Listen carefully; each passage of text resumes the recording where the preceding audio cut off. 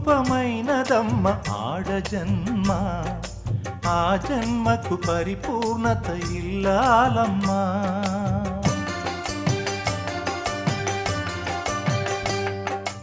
అపురూపమైనదమ్మ ఆడజన్మ, ఆ జన్మకు పరిపూర్ణత ఇల్లాలమ్మా.